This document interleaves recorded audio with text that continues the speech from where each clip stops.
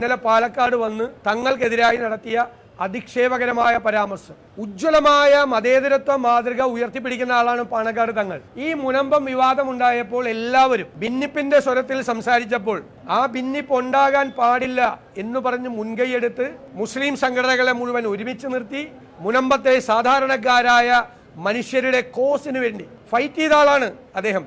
അവരോടൊപ്പം നിലകൊള്ളുന്ന ആളാണ് അദ്ദേഹം. ഒരു തരത്തിലൊരു ഭിന്നിപ്പ് ഉണ്ടാകാൻ പാടില്ല എന്ന് ഞങ്ങളെ എല്ലാവരെയും വിളിച്ച് നിരന്തരമായി പറയുകയും എല്ലാവർക്കും വഴികാട്ടിയായി നിൽക്കുകയും ചെയ്യുന്ന ഒരാളെ, കാർക്കശ്യം നിറഞ്ഞ മതേതര നിലപാടെടുത്ത ഒരു വ്യക്തിയെയാണ് മുഖ്യമന്ത്രി അധിക്ഷേപിച്ചത്. സത്യത്തിൽ അത് സംഘപരിവാറിനെ സന്തോഷിപ്പിക്കാനാ. ഇന്നിപ്പോ BJP-യുടെ സംസ്ഥാന പ്രസിഡന്റ് ചോദിക്കുന്നു, തങ്ങളെ എന്താ വിമർശിക്കാൻ പാടില്ലേ? തങ്ങളെ വിമർശിക്കും. അപ്പൊ ഇവിടെ പിണറായിയുടെ ശബ്ദവും BJP സംസ്ഥാന പ്രസിഡന്റിന്റെ ശബ്ദവും ഒരേ ശബ്ദമാണ്. രണ്ടുപേരും ഒരേ രീതിയിലാണ് സംസാരിക്കുന്നത്.